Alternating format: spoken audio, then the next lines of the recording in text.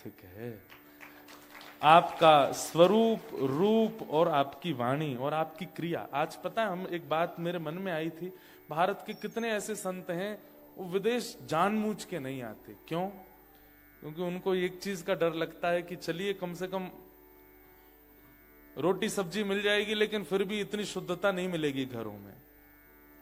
तो यहां आप लोगों की मजबूरी कि आप यहां से जा नहीं सकते, लेकिन आप लोगों को धर्म से दूर भी तो नहीं रहना है। इसलिए संत महापुरुष और वृंदावन के वक्तागण यहां आ सके, उनकी व्यवस्था के लिए भक्ति पथ की एक गुरुकुलम की व्यवस्था होगी, जहां से कल को कैनबरा किसी को आना है तो पहले ही हमें पता चल जाए कि कोई महापुरुष गए हैं कनाडा, तो ऑस्ट्रेलिया, तो हम उनको कह सकें कैनबरा में उनके यहां रुकना है आपको।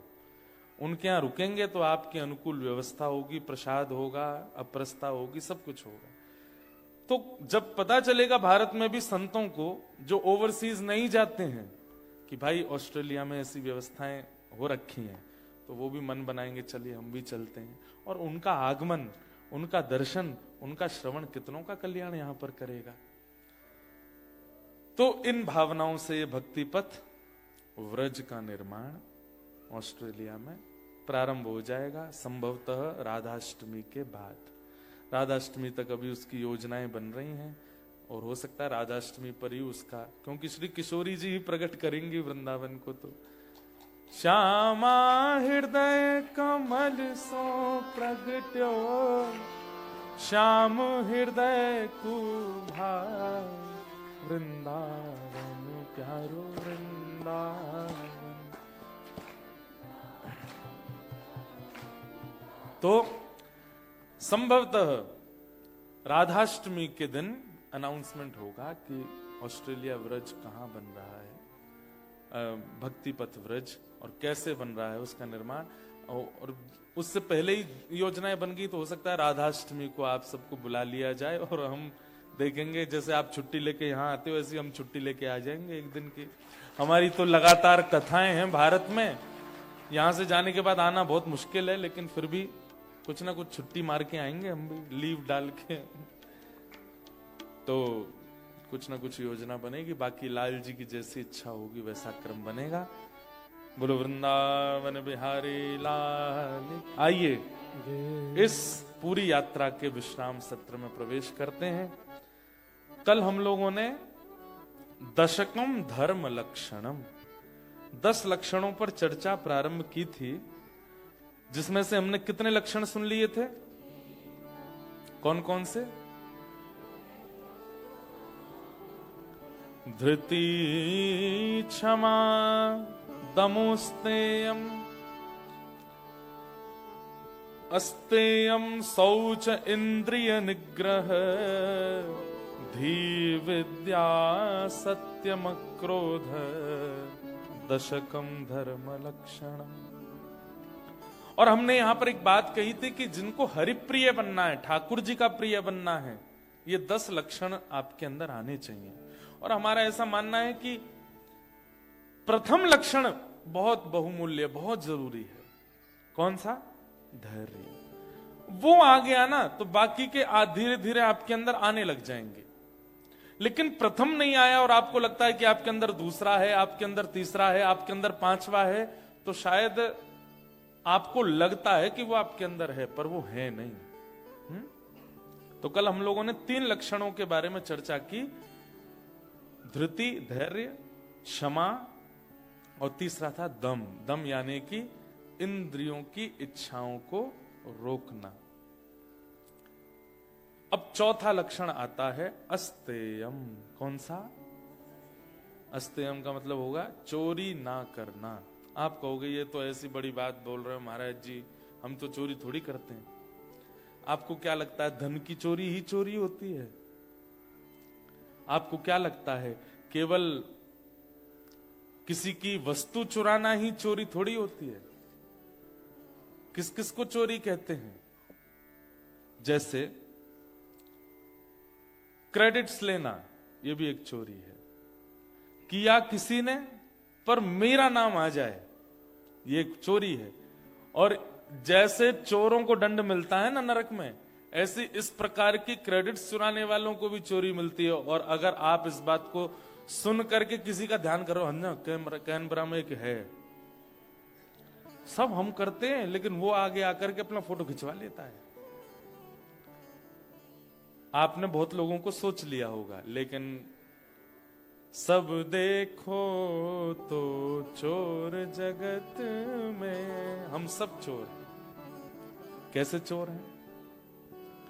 आप ऑस्ट्रेलिया आ गए, यहां पे घर बनाया, व्यापार सेटल कर दिया, बच्चों को सेट कर दिया। कल को किसी ने कहा, बोले भैया तुमने बहुत व्यवस्थित कर लिया सब कुछ, सब ठीक है, भगवान की कृपा है। कहते तो हैं पर मन से मानते नहीं है इस बात को। अगर आप मानते हैं कि ठाकुर जी की कृपा है तो आप गिनाओगे नहीं। बुरा नहीं मानिएगा, आप में से कई लोग बताने लग जाते हैं, हम जब आए थे ना यहां पर तो हमारे पास इतनी व्यवस्था नहीं थी, ये नहीं था महाराज जी, मैं तो फुटपाथ पे सोया था, मैं तो केवल जो है यहाँ वेजिटेरियन के ऑप्शन नहीं थे, हम जैम बटर लगा लगा के खाते थे ब्रेडों पे, और ऐसे करते थे ऐसे करते थे, ऐसा कर करके मैंने यहाँ पर बसा, अब जाकर के ये सब बन गया महाराज जी। मैंने कहा आपने, नहीं सब है कृपा ठाकुर जी की। तो फिर आपने इतना गिनाया क्यों? हम सब चोर हैं, कृपा सब ठाकुर जी करते हैं। आप मैं व्यवस्थित होकर के यहां कैनबरा में कथा सुन रहे हैं, कराने वाले आयोजक सोच सकते हैं मैंने वेन्यू बुक किया था, मैंने इतने डॉलर दिए थे। मैं ये सोच सकता हूं कि मैं भारत से चल करके आया था, किसी से भी 1 रुपया नहीं लिया, अपने खर्चे कर करके भी मैंने कथाएं सुनाई है। ये आपका और मेरा अभिमान, और ये आपका मेरा अपने लिए क्रेडिट लेना, ये चोरी है। ठाकुर जी कह रहे हैं मेरी इच्छा ही नहीं हुई होती तो तुम कर पाते? ये सब नहीं कर सकते। हम सब चोर हैं संसार में।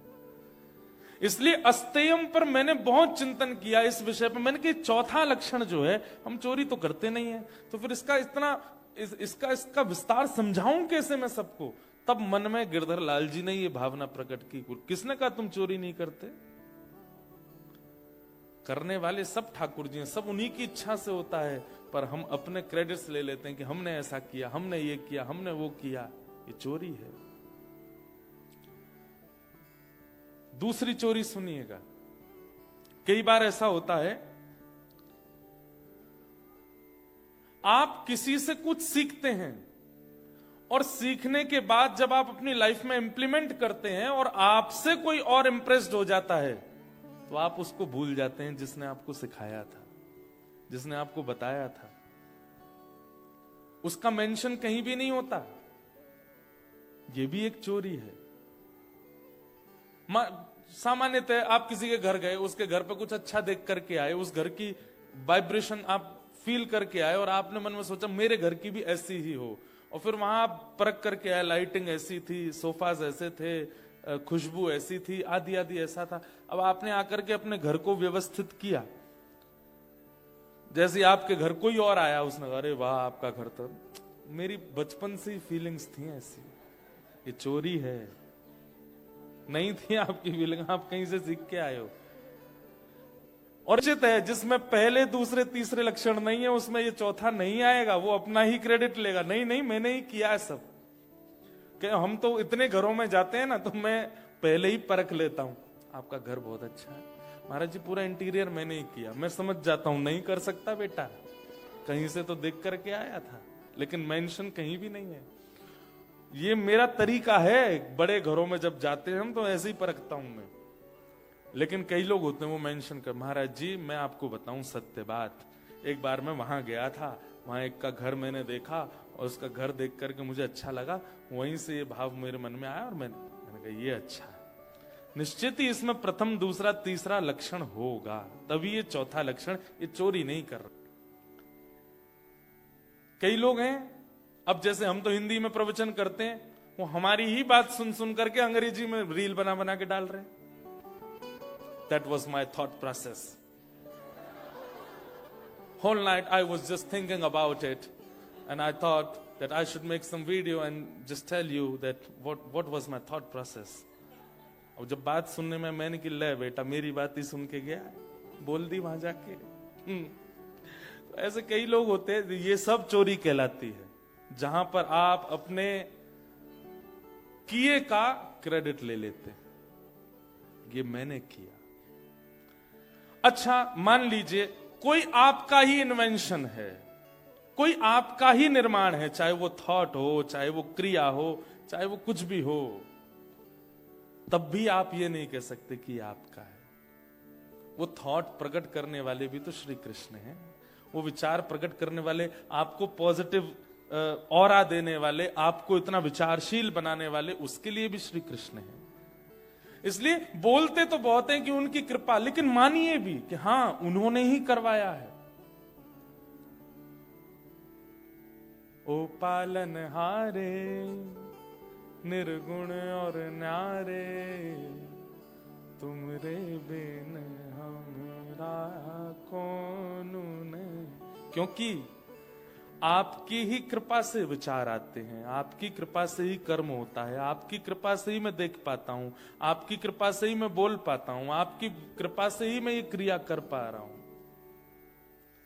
आप ही करते हैं हमरी उलझन। अच्छा, कभी कभी ठाकुर जी पता क्या करते हैं, अच्छा सब तैने किया, चल ठीक है अब करके दिखा। फिर वही पूरी दुनिया को मोटिवेट करने वाला जब खुद उलझ जाता है, तब ठाकुर जी से कहता है हमरी उलझन सुलझाओ मोहन। ठाकुर जी क्यों, पूरी दुनिया को तो बड़ा मोटिवेट किया था तेने, खुद सुलझ जा। रावण, सोने की नगरी उसके पास, देवी देवता उसके यहां पर ऐसे चाकरी करते थे जैसे बड़े बड़े घरों में नौकर लगे रहते हैं, ऐसे बड़े बड़े देवता रावण के यहां चाकरी में रहते थे। लेकिन उसको ले डूबा तो केवल यही कि सब मैंने किया है। नहीं, ये उसके पूर्व काल का या किसी समय का या उसके पूर्वजों का पुण्य था जो उसको भोगना था। और जैसे वो भोग पूर्ण हुआ, रावण जैसी दुर्गति किसी की नहीं हुई, आज तक पुतला जलता है उसका। एक बार मरा नहीं, हर साल मरता है रावण, हर साल उसका वध। और हर साल एक जगह नहीं मरता, पूरी दुनिया में मरता है। ऐसी दुर्गति किसी की नहीं हुई। इसलिए भैया चोरी नहीं करनी है। सूरदास जी का पद है, सब लोग गाना मेरे साथ।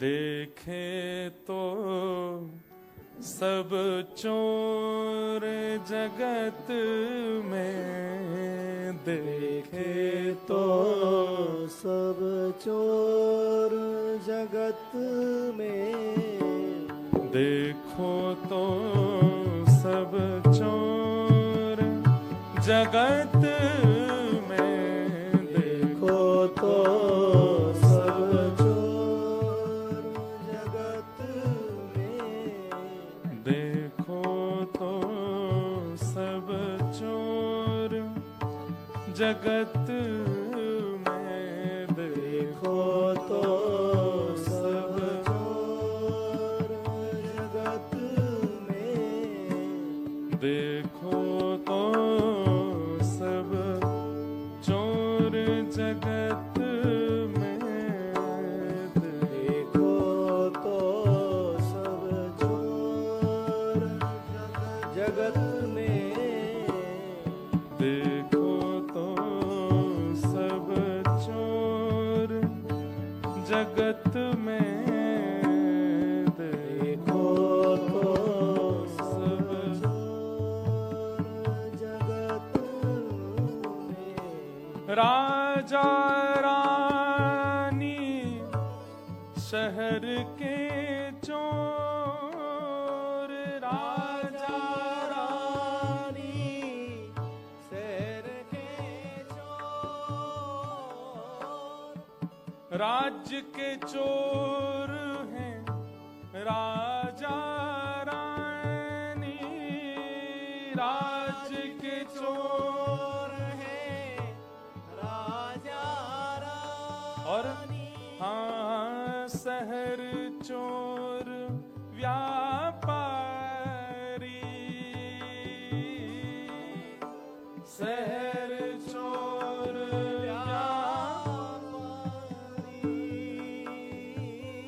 राज्य के चोर कौन है? राजा रानी। क्यों?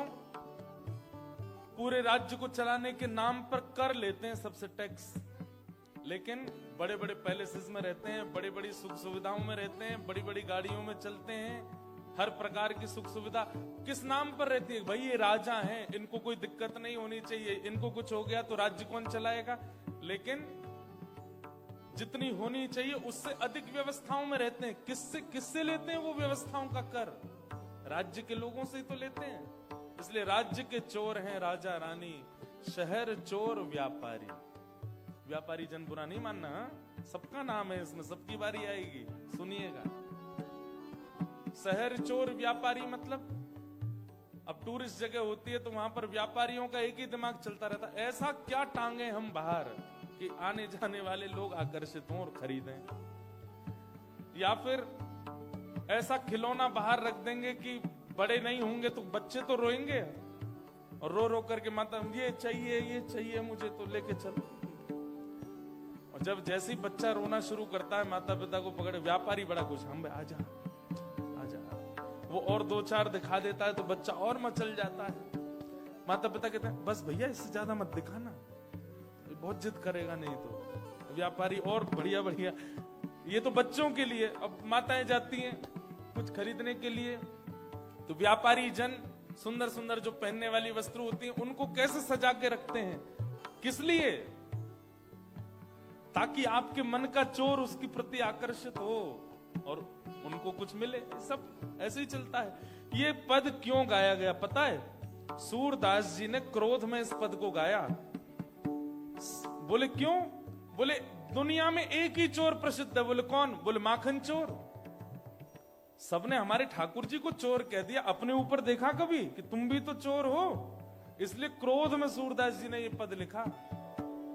देखो तो सब चोर जगत में, देखो तो सब चोर जगत में, पांच चोर सबके ही अमाही, पांच चोर सबके ही अमाही। बताओ कौन कौन से हैं ये पांच चोर हमारे अंदर? रूप, रस, स्पर्श, गंध और शब्द। ये पांच चोर हमारे अंदर हैं। पहला रूप, देखने के लिए। दूसरा रस, खाने के लिए। तीसरा स्पर्श, रूप, रस, स्पर्श, गंध, सूंघने के लिए। रूप, रस, स्पर्श, गंध और शब्द सुनने के लिए। ये पांच चोर सबके चित्त में है। ऐसा हो ही नहीं सकता कि किसी के अंदर ये पांचों चोर एक्टिव ना हो। जिसके ये पांचों चोर डीएक्टिव हो जाते हैं वही तो योगी कहलाता है, वही तो साधक कहलाता है। हम सब साधक नहीं है, योगी नहीं है। योग के द्वारा, मेडिटेशन के द्वारा लोग करते क्या है? इन पांचों चोरों को डीएक्टिव करते हैं। हम सबके एक्टिवेटेड हैं। पांच चोर सब के ही अमाही, पांच चोर सब के ही अमाही। हे कौन पुरुष कौन नारी, कौन पुरुष कौन नारी, जगत में देखो तो सब चोर जगत में देखो तो सब चोर। और अंत में सूरदास जी कहते हैं जगत में सब चोर हैं, लेकिन चोर घोषित किसको कर दिया? ठाकुर जी। हे सब मिल चोरी करी शाम की, सब मिल चोरी करी शाम की। क्यों? छोटे बच्चे नटखट होते हैं। ये नटखट किसने बनाया बच्चों को? ठाकुर जी ने। ये नटखटपना कहां से चोरी किया? ठाकुर जी से। युवाओं में एक आकर्षण होता है, लोग उनसे खिंचे चले जाते हैं। ये युवाओं का रूप का आकर्षण, पहनावे का आकर्षण, चलने का आकर्षण, ये नट जैसी स्थिति करना, अपने बालों के द्वारा, नेत्रों के द्वारा, हंसी के द्वारा, चाल ढाल के द्वारा दूसरों को आकर्षित कर लेना, किसने सिखाया? ये नटवर वपु श्री कृष्ण ने। थोड़े बड़े हो जाओ तो विवाह हो गया, विवाह के बाद पत्नी के साथ कैसा रहना चाहिए, एक श्रेष्ठ पति का लक्षण क्या होता है, ये किसने सिखाया? श्री कृष्ण ने। एक प्रेमी को अपनी प्रियतमा के साथ कैसे निर्वहन करना चाहिए, ये किसने सिखाया? श्री कृष्ण ने। एक सखा को अपने मित्रों के साथ कैसे रहना चाहिए, किसने सिखाया? श्री कृष्ण ने। और एक ज्ञानी को ज्ञान कैसे देना चाहिए, किसने सिखाया? श्री कृष्ण ने। एक युद्ध भूमि में किस प्रकार का प्रदर्शन होना चाहिए, किसने सिखाया? श्री कृष्ण ने। अपने परिवार का पोषण कैसे होता है, ये किसने सिखाया? श्री कृष्ण ने। सूरदास जी कहते हैं, सब मिल चोरी करी शाम की, सब मिल चोरी करी श्याम की। हो जो जैसे बन आई, जो जिससे जैसा बना, बन आई। हाँ, सूरदास सठ कहाँ लगी वरणो, सूरदास सठ कालग बरनो। पर माखन चोर कन्हाई, माखन चोर कन्हाई। देखो तो सब चोर जगत में, देखो तो सब चोर जगत में। देखो तो सब चोर जगत में, देखो तो सब चोर। ये सूरदास जी ने क्रोध में लिखा। अरे बस चोर के नाम पे एक माखन चोरी दिखता है सबको, खुद को नहीं बोलते हो चोर। कोई पति श्रेष्ठ बन गया, कहां से सीख के आया ये श्रेष्ठ पति बनना? श्री कृष्ण से आया है। कोई बहुत सुंदर बनकर के अपने रूप का गुमान, ये रूप लावण्य को सजाना, रूप लावण्य से आकर्षण का किसने सिखाया? श्री कृष्ण ने। कोई ज्ञान दे करके अपने आप को मोटिवेशन स्पीकर मानता है, कहां से आया ये मोटिवेशन? श्री कृष्ण से आया। कोई बहुत बड़ा राजनीतिज्ञ बनता है, ये राजनीति कहां से आई है? श्री कृष्ण से आई है। और जब कहने पे आते हैं कि चोर कौन, बोले माखन चोर, माखन चोर का नहीं। सूरदास जी गुस्से में ये पद लिख रहे हैं। इसलिए भैया, ये अस्तेयम, चोरी ना करना, इसका मतलब क्या है? आपको एक बहुत बड़ा ये सूत्र है, अगर सदैव आगे बढ़ते रहना है, सदैव एक श्रेष्ठ व्यक्ति के रूप में स्थिति को बनाए रखना है, तो कभी भी क्रेडिट अपना मत लीजिए। आप कुछ नहीं कर सकते। हमेशा ये सोचते ही रहिए, मैं तो लायक ही नहीं था, मैं योग्य ही नहीं था, मुझसे हो ही नहीं सकता था, पता नहीं कैसे हो रहा है। ये भाव सदा चित्त में रखो। धृति, क्षमा, दम, अस्तेयम, ये चौथा लक्षण है। समझ आ गया? अब पांचवा लक्षण, शौच। शौच यानी कि पवित्रता। ये पांचवा लक्षण है।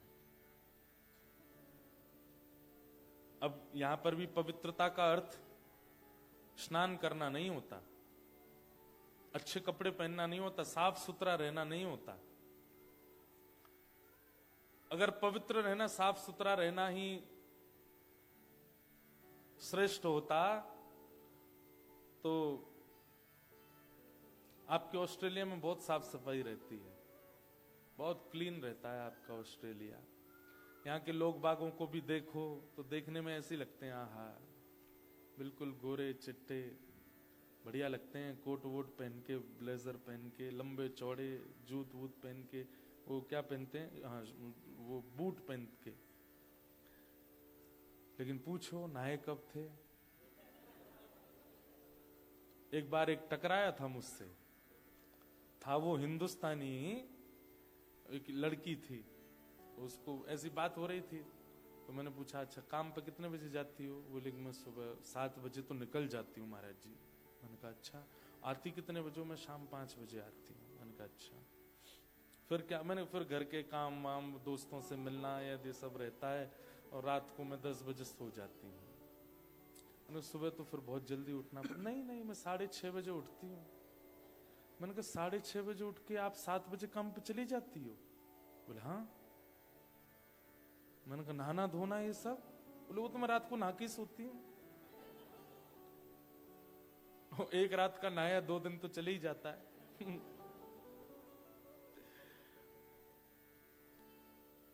ऐसी तो यहां स्वच्छता है। तो नहाना धोना, स्वच्छ रहना, इसको पवित्रता नहीं कहते, विचारों की पवित्रता। आपकी जो थिंकिंग है वो अगर पॉजिटिव है, आपकी विचारधाराएं जो है वो अगर पॉजिटिव है, तो आप पवित्र हो। कई लोग होते हैं उनके पास में हर बार एक रीजन है, कभी कहीं जा रहे थे कोई काम नहीं बना, तो वो अपनी बात नहीं लेते कि मेरे से नहीं बन पाया, वो ऐसा विचार करते हैं उसने मेरे ऊपर कुछ करा दिया है, वो मुझे देख रहा था, उसकी मुझे नजर लग गई है, वो चाहता ही नहीं था कि हो, अब वो बहुत खुश हो रहा होगा मेरा काम नहीं बना है। ये है विचारों की अपवित्रता। आप स्वयं पर देखिए ना कि मैंने कमी कहां छोड़ी है। हर व्यक्ति का यह लक्षण हो चुका है कि वो परास्त होने पर, हार जाने पर ब्लेम ढूंढता है, किस पर डालूं, किसने किया मेरे साथ ऐसा, किसकी वजह से हुआ मैं ऐसा। एक बालक था, वो अभी मुझे मिला कुछ दिन पहले, वो पहले यूएस रहा 10 साल, अभी वापस भारत शिफ्ट हो गया। तो मैंने उसको पूछा, मैंने कहा अब कहा तुम वापस यूएस कब? बोला अब नहीं जाना महाराज जी, अब तो मैं यहीं आ गया। मैंने क्यों, क्या हो गया? महाराज जी अब मैं क्या बताऊं, पूरी बात तो बहुत लंबी कहानी हो जाएगी, लेकिन माता पिता ने सपोर्ट नहीं किया। मैं उसी से ही समझ गया था, मैंने कि दूसरे पे ब्लेम डाल रहे हैं, तो इसका मतलब जब खुद की कमी सहन नहीं होती ना खुद से, तब दूसरे पर हम डालते हैं, और इसी को विचारों की अपवित्रता कहते हैं। कई बार आपके प्रारब्ध में, आपके संयोग में नहीं है तो ठीक है, उसको स्वीकार उस भाव से कीजिए, दूसरों पर मत डालिए कि ये उसकी वजह से हुआ या ऐसे हुआ। ये नेगेटिविटी जो है ना, इसी को अपवित्रता कहते हैं। और हर स्थिति में जो पॉजिटिव रहता है, पॉजिटिव व्यक्ति का लक्षण बताएं क्या है? वो कुछ भी कर ले, कुछ भी उसके साथ में हो जाए, वो एक ही बात मन में सोचता है, चाहे जो हो जाए, वो यही सोचता है कि ये अंत नहीं है, इससे अच्छा मिल जाएगा, मैं कोई नष्ट नहीं हो गया हूं, मेरे को ये चाहिए था नहीं मिला, मुझे ऐसा करना था, this is not the end of the world, ये मेरी दुनिया कोई खत्म थोड़ी हो गई है यहां पे, ठीक है कुछ और बेटर होगा, करेंगे। ऐसा सोच करके जो आगे बढ़, मुझे लगता है उससे पवित्र इंसान नहीं कोई, जो कभी नकारात्मक विचार ना लाता हो अपने चित्त में, अपनी बुद्धि में, अपने विचारों में, बस उठ के चल पड़ता है। और इसके लिए आपको एक चीज तो करनी पड़ेगी कि हर बार जीतने की भावना से ही मत जाया कीजिए। भगवान ने गीता में अर्जुन से एक ही बात कही, अर्जुन तू युद्ध कर, पूरी मेहनत से कर, जोर लगा के कर, पर जीतेगा ये सोच करके मत कर, तू परिश्रम कर और जो प्राप्त हो उसके लिए तैयार रहे। जीत मिले तो अच्छा, और हार मिले तो तेरे को कम से कम ये तो नहीं होगा कि मैंने परिश्रम नहीं किया था। तू परिश्रम कर। भगवान ने एक बार भी ये नहीं कहा कि तू जीत के लिए लड़, युद्ध के लिए लड़, कर्म के लिए कर्म करो, निभाने के लिए जियो। हमारी इच्छाएं क्या हो जाती हैं, हर जगह विजय विजय विजय, जीत जीत जीत, और पहले ही इतना सब कुछ विचार कर चुके होते हैं कि कि फिर जब वो नहीं मिलता तो फिर कोसने के लिए दूसरों को ढूंढते हैं। ये नकारात्मक विचार जो हैं ये प्रिय नहीं है ठाकुर जी को, पहली बात। दूसरी बात, बहुत ज्यादा इनसिक्योर फील करना हर जगह पर, हर बातों में, हर व्यक्ति के साथ, हर किसी के अवगुण देख लेना पहले ही, ये तो ऐसा है, ये तो वैसा है, इसने तो ये इसके आव भाव से मुझे ऐसा लगता है, इसके ठीक है। कई लोगों, जैसे हम बहुत कथा करते हैं, इतने लोगों से मिलते हैं कि मेरे को एक ठाकुर जी की कृपा से एक गुण है कि मैं पहली दृष्टि में व्यक्ति को पहचान जाता हूं कि ये कैसा है। और उसका एक बात पहले ऐसा होता था कि जैसे पहचान में आया और वो व्यक्ति नेगेटिव लगा तो मैं उससे दूर हो जाता था। लेकिन अभी कथा करते करते ठाकुर जी कृपा से ये ठाकुर जी ने गुण तैयार करवाया कि भाई काला और नीला ये दो रंग होते हैं, दोनों अपनी अपनी जगह अच्छे लगते हैं। कई बार काले नीले को मिला तो अच्छे नहीं लगते, इसका मतलब वो रंग बुरे नहीं है, अपने अपने स्थान पर अच्छे हैं। सामने वाला व्यक्ति नेगेटिव मुझे लगा है लेकिन वो अपनी किसी स्थिति में नेगेटिव नहीं होगा, इसलिए उसके प्रति गलत भावना ना रखूं मैं। ये विचारधारा, इसको पवित्र कहते हैं। किसी की बुरी स्थिति देख करके या बुरा व्यवहार देख करके या बुरी विचारधारा देख करके आप उसको जज मत कीजिए, आप उसके प्रति पॉजिटिव ही रखो अपनी विचारधाराओं को। इसको कहते हैं पवित्रता। विचारों की पवित्रता, मानसिक पवित्रता, भावनाओं की पवित्रता, ये बहुत जरूरी है। मैं अभी कहां, सिडनी में शायद कहीं बता रहा था कि हम लोगों की दृष्टि कैसी है पता है? आप सबके पास एक क्वालिटी है, सबके पास।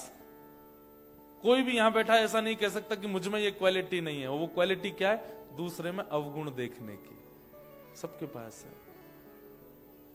कई लोग ऐसे होते हैं, वो पहले मैं तो बहुत सीधा हूं महाराज जी, मुझे तो दिखता ही नहीं सामने वाला, खेल जाता है मेरे साथ छल कर जाता, मुझे तो पता ही नहीं चलता। ऐसा नहीं हो सकता। भगवान ने हमको ये गुण देके भेजा है कि हमको दोष बहुत जल्दी दिख जाता है, और ये केवल सत्संग में सामर्थ्य है। सत्संग के अंदर ये एबिलिटी है कि आप सत्संग करते हैं, आप नित्य किसी का श्रवण करते हैं, नित्य किसी वैदिक परंपरा, वैदिक भावनाओं को श्रवण करते हैं, तो श्रवण करते करते ये क्वालिटी आपकी जनरेट होती है कि आप अवगुण देखना बंद करो। गुण फिर भी नहीं देखते, लेकिन अवगुण देखना बंद कर देते हो। अवगुण नहीं देखते, और यही पवित्रता है, यही विचारधारा है। हमने 3 बार स्नान तो कर लिया, परफ्यूम तो लगाया, अच्छे अच्छे कपड़े तो पहन लिए, लेकिन विचारों को शुद्ध नहीं रखा। कर्माबाई थी ना, नाम सुना कर्माबाई का? कौन थी कर्माबाई? जिनके लिए ठाकुर जी खिचड़ी खाने जाते थे। वो कर्माबाई को पिताजी बोल के गए कि बेटा मैं जा रहा हूं तीर्थ यात्रा पे, तू ठाकुर जी की सेवा करना। और कैसे सेवा करना? बोले इनको पवा के ही पाना।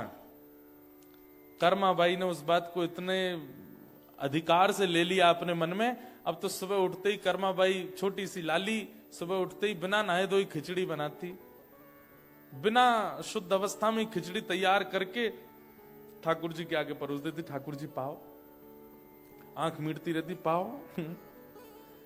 कभी कभी तो बताते हैं कि वो दातुन करती थी और दातुन के पिछले भाग से खिचड़ी चला देती थी, ठाकुर जी के लिए बना रही है। और उस कर्मा की खिचड़ी को खाने के लिए ठाकुर जी महाप्रभु जगन्नाथ दौड़ करके आते थे। क्यों? क्यों? सीधी थी, सरल थी, सहज थी, पवित्र, भले ही बाहर से ना हो भीतर से थी। ऐसी उनके विषय में कथा आती है कि एक बार कर्माबाई जब थोड़ी बड़ी हो गई तो राजस्थान की थी, और राजस्थान से फिर वो जगन्नाथपुरी चली गई। उनको किसी पुजारी ने जगन्नाथपुरी से आकर के कहा, कर्माबाई हम जानते हैं कि जगन्नाथ जी आपके पास खिचड़ी खाने आते हैं, पर आपको पता है राजस्थान से जगन्नाथपुरी कितना दूर है? ठाकुर जी दौड़ करके, भाग करके, बीच में कितने निष्ठुर मार्ग से ठाकुर जी आते हैं और आकर के यहाँ खिचड़ी पाते हैं, तुरंत दौड़ करके वापस जाते हैं और वहां पर ब्रह्म वेदी पे खड़े होते हैं। हमने दर्शन किया, ठाकुर जी को कभी यहां से छिल जाता है, ठाकुर जी के वस्त्र फट जाते हैं, कभी कुछ श्रम होता है। कर्माबाई बोली, ठाकुर जी इतने साल तक मेरे लिए यहाँ आए, अब मैं सब छोड़ के वहीं रहूंगी। तो कर्माबाई जगन्नाथपुरी चली गई, वहीं रहने लगी। तो ठाकुर जी बड़े प्रसन्न, अब तो मैया बगल में ही आ गई। तो सुबह सुबह मंगला में ही ठाकुर जी जाते थे। आज भी उस खिचड़ी का नाम कर्मा की खिचड़ी है, आज भी पाते हैं ठाकुर जी। तो एक महात्मा कर्माबाई के पास गए, और कर्माबाई के यहाँ रोज संतों की भीड़ लगती थी। क्यों? क्योंकि सुबह जब ठाकुर जी आते थे ना, तो ठाकुर जी का कुछ अवशेष उनके घर पर रह जाता था, उसका दर्शन करने आते। आज ठाकुर जी की माला रह गई, आज ठाकुर जी का वस्त्र रह गया, आज ठाकुर जी का चंदन रह गया, आज ठाकुर जी की सुगंधी घर में आ रही है। तो संत आते थे दर्शन करने। एक संत बैठे रहे। कर्माबाई बोली, आपने दर्शन किए ठाकुर जी की माला के? बोले, मैंने किए, लेकिन मुझे कर्मा तुमसे बात करनी है। कर्माबाई बोली, बताइए। बोले, बेटा तुम मानो तो मैं कहूं। बोले, नहीं आप कहिए, मैं मानूंगी। स्नान करके प्रसाद बनाया करो। मैं महाराज जानती हूं, पर ठाकुर जी को प्रिय ही वैसे लगता है, मैं क्या करूं।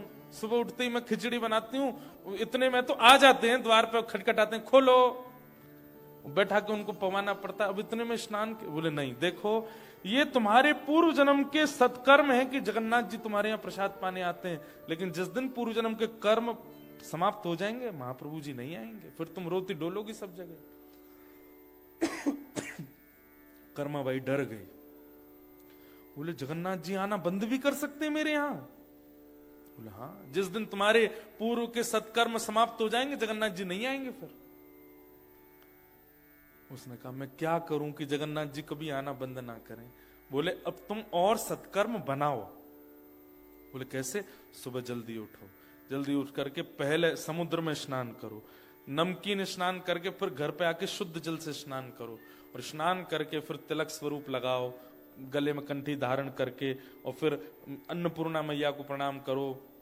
अग्नि में प्रयोग होने वाली लकड़ियों को सिर से लगा लगा के चंदन पुष्प अर्पित करके उनको धरो, फिर अग्नि प्रज्वलित करो, फिर उस कढ़ाई का पूजन करो जिसमें भोग बनेगा, और फिर उसमें एक एक वस्तु डालो, मुख पे पट्टा बांध के बैठो, तुम्हारी श्वास भी नहीं जानी चाहिए। इतने नियम बता दिए कर्माबाई को। कर्माबाई सब लिखती गई, ठीक है कल से ऐसे ही बनाऊंगी। दूसरे दिन कर्माबाई सुबह उठते ही पहले समुद्र स्नान करने गई, फिर घर आके शुद्ध जल से नहाई, एक एक लकड़ी को पूज पूज करके चंदन लगा के धरे। इतने में ठाकुर जी आ गए। खोलो। कर्माबाई जल्दी आई, गेट खोली, चुपचाप बैठ जाओ यहीं पे। ठाकुर जी, सुभद्रा जी, बलभद्र तीनों बैठ गए, और तीनों देख रहे हैं क्या कर रही हैं। अभी तो लकड़ियों का पूजन चल रहा है। बलराम जी के लाला जी का हैरो है। मैया चुप रहो, अभी रुक जाओ, अभी बना रही हूं ना। और रोज ही आते थे ठाकुर जी, तो लकड़ी का पूजन चल रहा है, फिर उसके बाद चूल्हे का पूजन, फिर अग्निदेव का स्मरण किया जाए हो। अग्निदेव प्रज्वलित कर दिए, अग्नि प्रज्वलित हो गई, फिर कढ़ाई आई, कढ़ाई पर चंदन लगाया गया, पूरी पे मट्टी का लेप लगाया गया, जैसे जैसे महापुरुष बता के गए। मुंह पे पट्टा बांध करके आई। ठाकुर जी देख रहे हैं आंख फाड़ के। दाऊ दादा, मंगला का समय हो रहा है ना जी, क्या कर रही है ये? और उस दिन ऐसा हुआ, मंदिर से घंटे घड़ियाल बजने लगे, मंगला का समय हो गया, खिचड़ी आधी बन पाई, और ठाकुर जी दौड़ करके मंदिर पहुंच गए। कर्माबाई की उस दिन खिचड़ी नहीं पाई ठाकुर जी। इतनी रोई कर्माबाई, बस प्राण निकलने को हो गए थे। तब ठाकुर जी आए रात्रि में, और आकर के बोले, मां मैं आया तो था, पर तू क्या कर रही थी? एक एक लकड़ी का पूजन कर रही थी, चूल्हा जला दे, उसका ये कर, चूल्हा में बर्तन पूज, ये सब क्यों करना था? और आज तू बड़ी नवी धुबी सी लग रही थी हमको। बोले, आज जैसे शास्त्रों में परंपरा है आपके प्रसादी बनाने की, उस परंपरा से मैं बना रही थी। ठाकुर जी पता क्या बोले? बोले, मां जो भीतर से पवित्र नहीं है ना, उनके लिए इतनी पवित्रता का विधान है। तू तो भीतर से इतनी पवित्र है, तेरे लिए बाहर का स्नान करना, बाहर से व्यवस्थित होना, ये सब तेरे लिए जरूरी नहीं है। तू वैसे ही बनाया कर जैसे तू हमेशा बनाती है, तू वैसे ही बनाया कर मां। और ये नाम कर्मा तभी पड़ा, उस दिन देरी जब कर रहे थे तो ठाकुर जी बोले जल्दी कर्मा, जल्दी कर्मा, जल्दी कर, मंगला को समय है गो, इसलिए नाम पड़ा उनका कर्मा बाई। और उस दिन से फिर से कर्मा बाई बिना नहाए धोए बनाने लगे और ठाकुर जी पाते। इसका मतलब क्या है? ये शास्त्रीय विधान, अपरस की सेवा, स्नान करना, शुद्ध रहना, पवित्र रहना, किसी से छुपना नहीं, ऐसे रहना, अदब में बैठना, आसन लगाना, ये उनके लिए है जिनका चित्त पवित्र नहीं है। उनको बाह्य पवित्रता करनी पड़ती है, पर जो भीतर से पवित्र हैं उनको बाह्य पवित्रता की आवश्यकता नहीं होती है।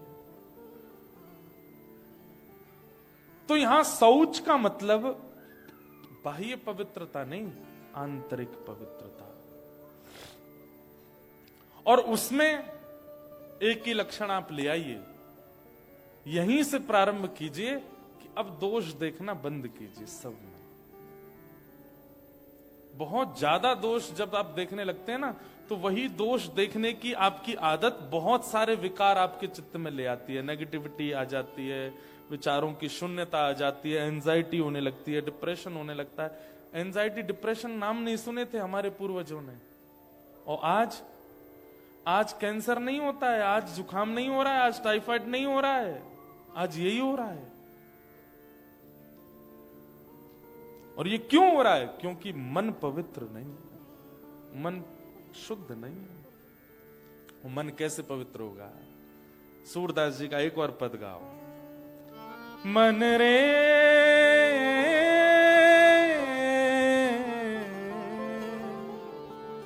कृष्ण नाम कह लीजे, राम नाम कह लीजे। मन रे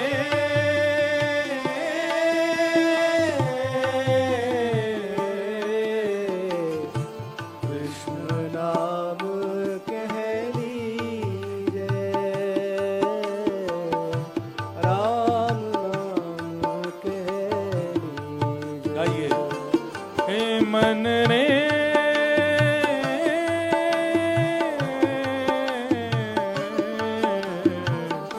कृष्ण नाम कह लीजे,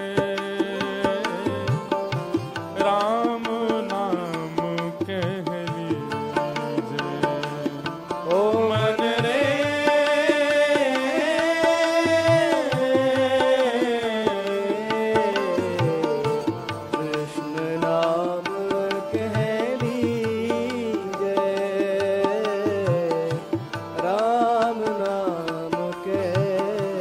वृंदावन बिहारी लाल की जय हो।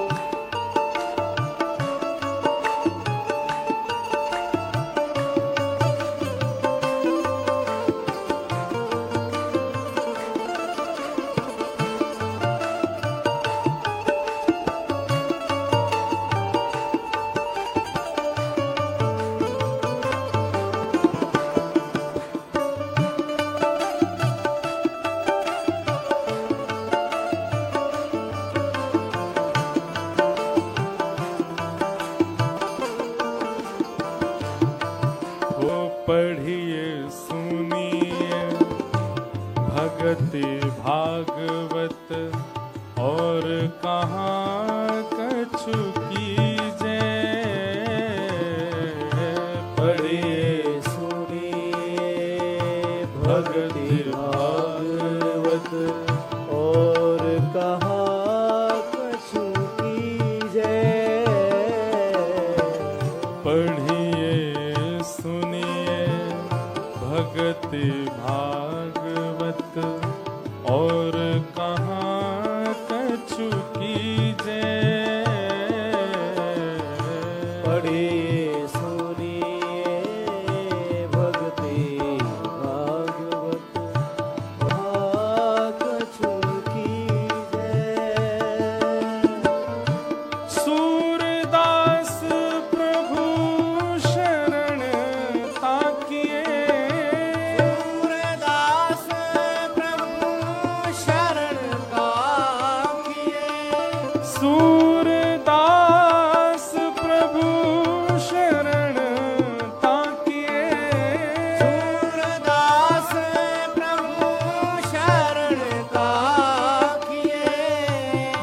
बिरथा काहे जीजे,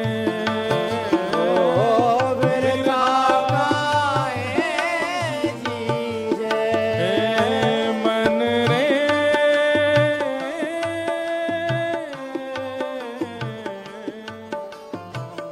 कृष्ण नाम कह लीजे, राम नाम कह लीजे, मन रे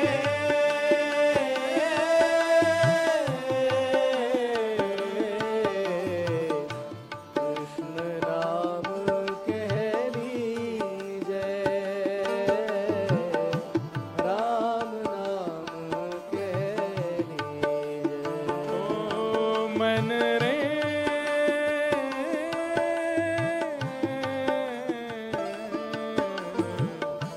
कृष्ण नाम कह लीजे, राम नाम कह लीजे, ओ मन रे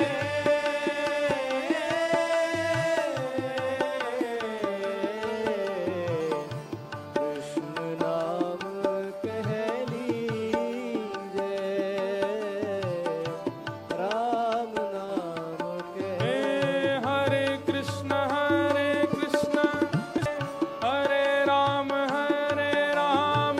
राम राम हरे हरे, हरे कृष्ण हरे गाइए महामंत्र सब लोग। कृष्ण कृष्ण हरे